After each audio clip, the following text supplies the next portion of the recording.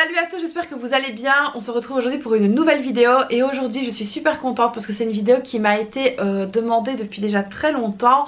Une simulation de budget, donc un petit retour coaching en fait que je fais assez régulièrement et j'aime beaucoup donc pouvoir partager cela en vidéo avec vous, de vous expliquer un peu ce qui a été fait et surtout de vous donner des retours pour voir si le nouveau budget fonctionne. Et donc ici aujourd'hui on va voir le cas d'une maman solo de 2 enfants. Alors cette maman rencontrait donc plusieurs problèmes. Son problème principal c'était qu'elle n'arrivait pas à équilibrer en fait ses enveloppes, elle n'arrivait pas à trouver les bons montants et donc du coup tout était déséquilibré parce qu'elle avait donc l'impression d'aller en fait piocher dans toutes les enveloppes et puis qu'elle ne s'y retrouvait pas, donc c'était vraiment trop compliqué pour elle. Et donc là ensemble on a fait un budget, on a mis ça sur pied et donc on va voir ensemble si ça se passe bien ou pas, ça c'est vraiment la question. Alors ensuite elle avait donc une dette à son propriétaire, donc elle n'avait pas payé son loyer pendant 2 mois et donc là ça commençait vraiment à devenir très urgent, d'autant plus qu'ici il y a quand même la crise du logement et c'est quand même pas évident de trouver un logement de nos jours. Donc cette maman elle est dans un logement tout à fait normal, donc elle n'est pas dans un logement social ou dans un HLM ou quelque chose comme ça, c'est vraiment un logement tout à fait normal et donc du coup il fallait quand même pallier au plus urgent, donc à savoir rembourser le propriétaire, enfin commencer du moins à rembourser le propriétaire.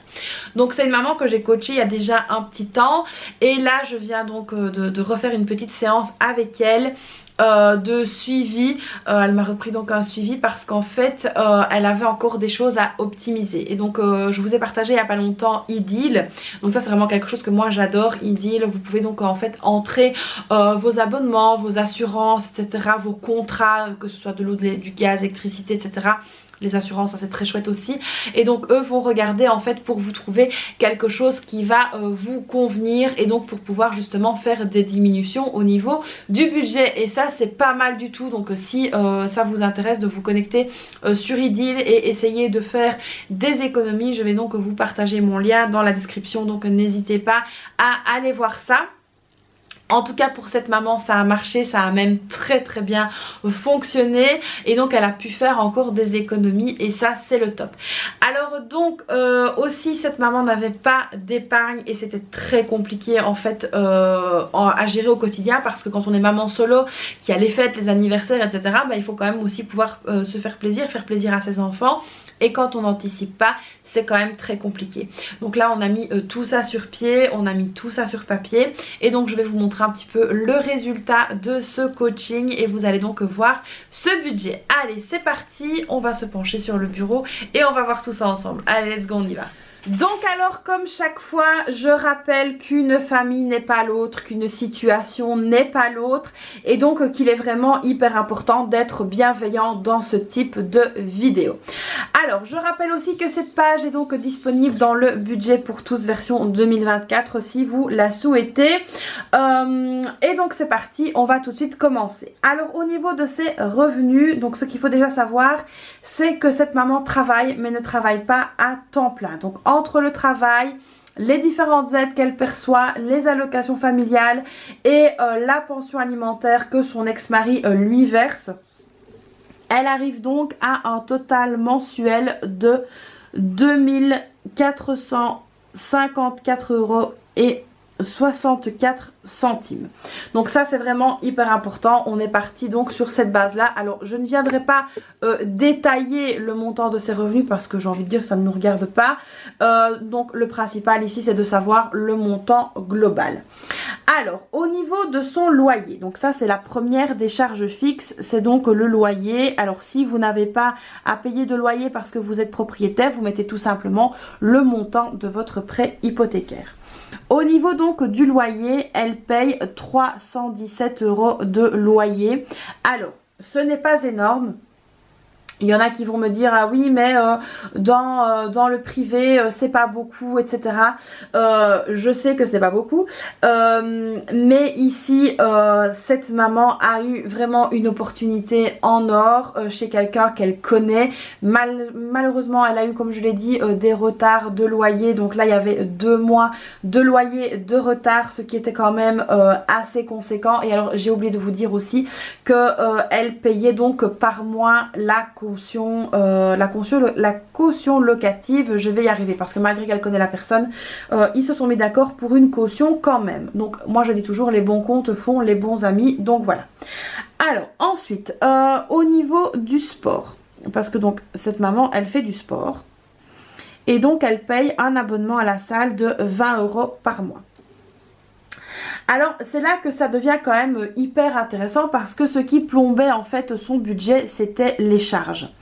Alors ici on a mis un poste charge, pourquoi? Parce que on a fait la globalité en fait des charges qu'elle paye et donc ici on arrivait quand elle a repris donc sa vie en main, hein, on était quand même à passer 370 €, donc 370 €, donc plus cher que le loyer. Et après donc réduction, optimisation, changement de fournisseur, etc. elle est tombée à 250 €, ce qui est quand même énorme. Mais franchement, on va dire qu'elle s'en sort plutôt bien.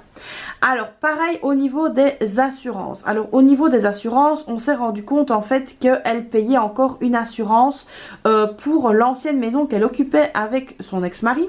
Ce qui était totalement hallucinant. Mais voilà, quand on revoit vraiment contrat par contrat et qu'on cherche au niveau de ces assurances, on peut retrouver parfois des pépites.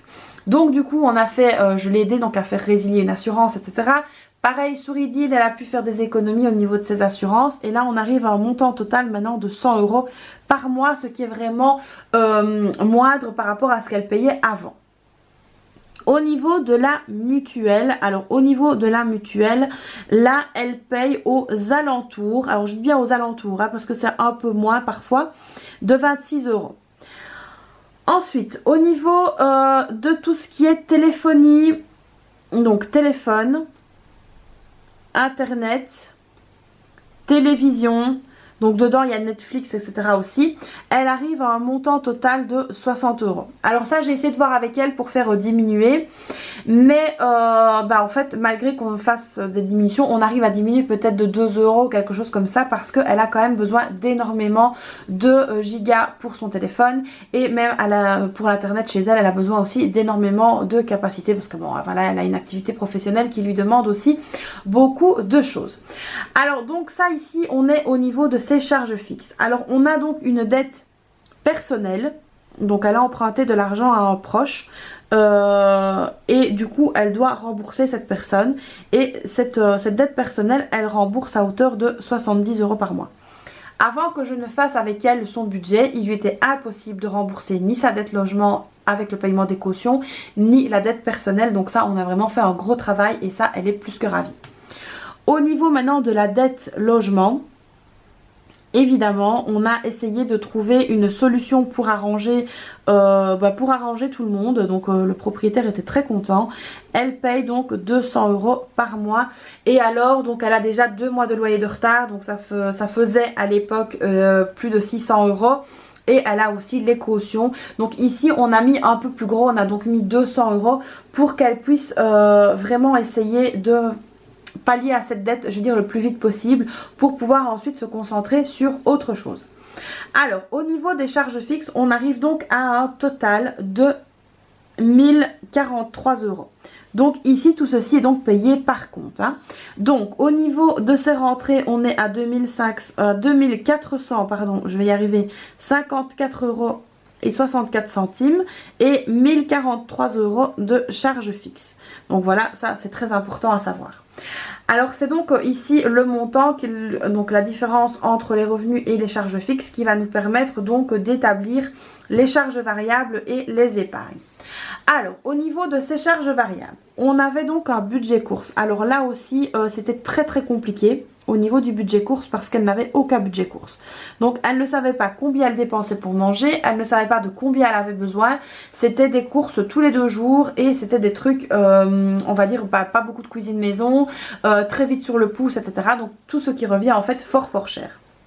Donc là on a limité tout ça et on avait ces 500 €. C'était trop juste et donc du coup on a augmenté à 600 € et ça c'est vraiment ce qui lui convient.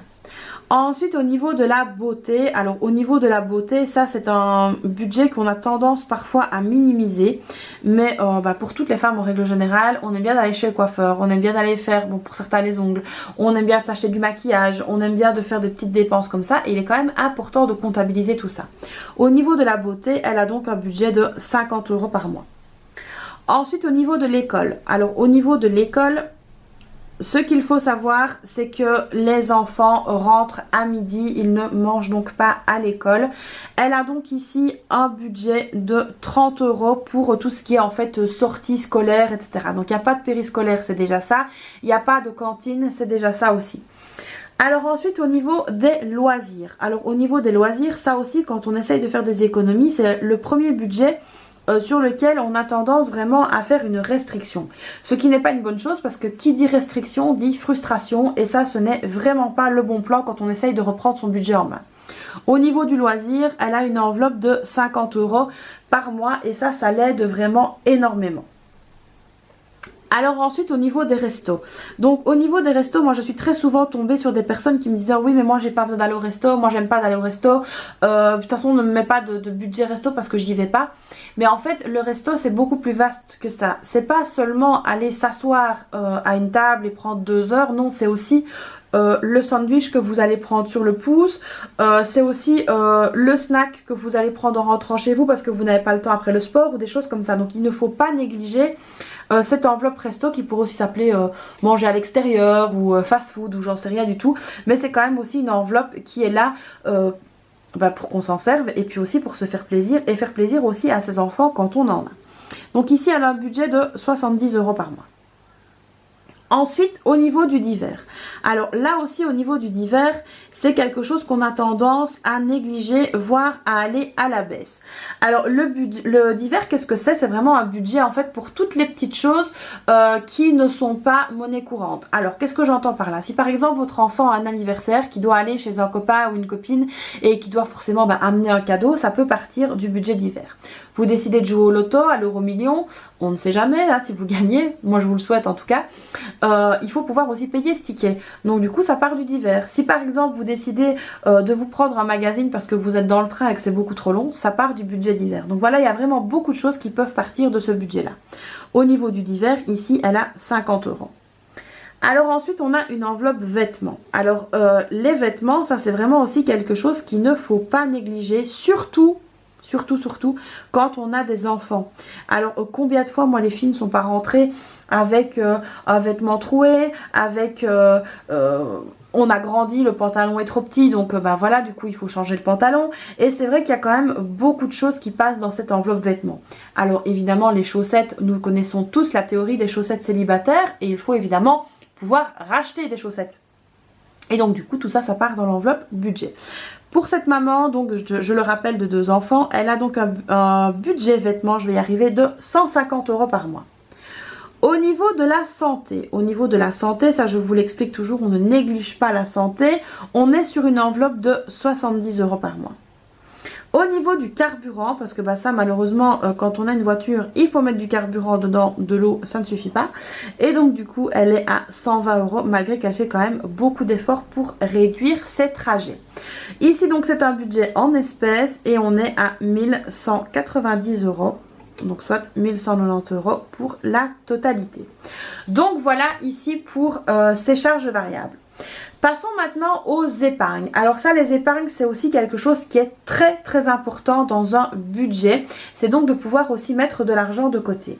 Alors au niveau des catégories qui étaient importantes pour cette maman, on a donc évidemment la catégorie anniversaire des petits loups.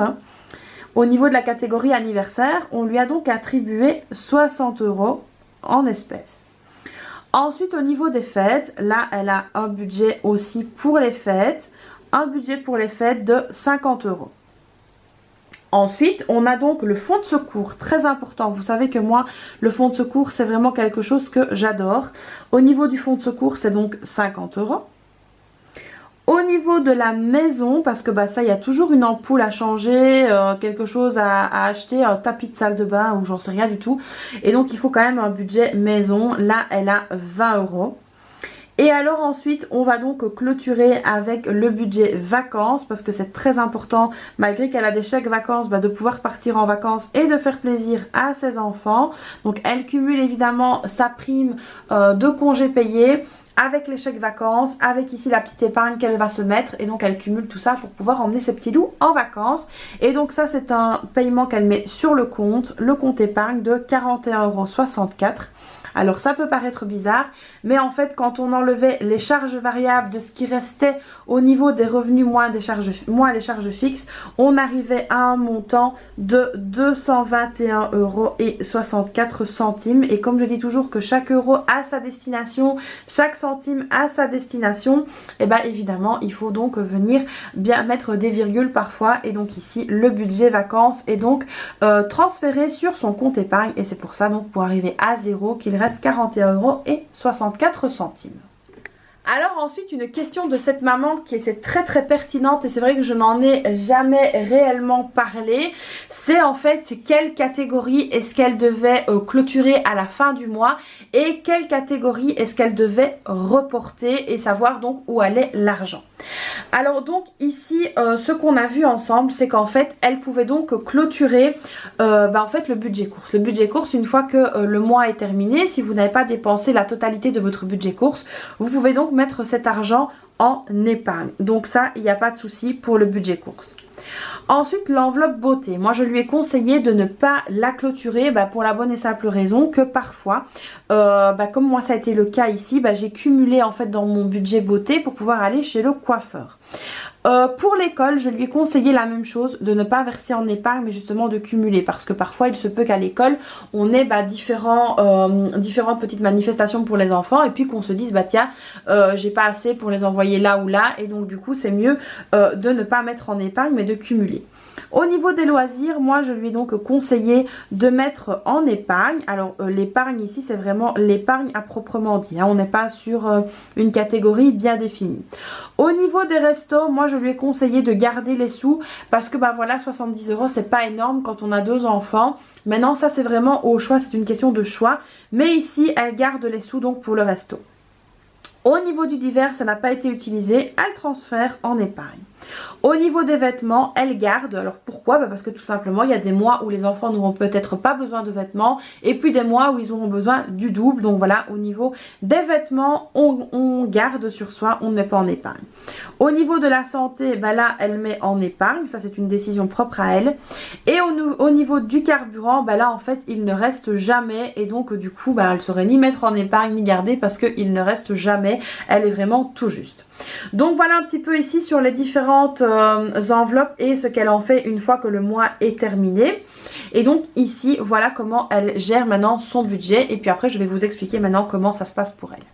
Donc voilà ici pour le budget de cette maman solo, et donc ici elle est vraiment ravie parce qu'elle n'aurait jamais pensé à certaines catégories les clôturer, certaines catégories les mettre en épargne. Donc c'était vraiment assez compliqué pour elle, les débuts ont été très compliqués, et là maintenant enfin elle arrive vraiment à gérer son budget d'une main de maître, et je suis vraiment super contente. Alors c'est vrai que de temps en temps elle m'envoie un petit message pour me poser une question ou une autre, et me demander surtout un petit peu au niveau de l'organisation, me dire voilà je dois faire ça ou ça, comment est-ce que je fais.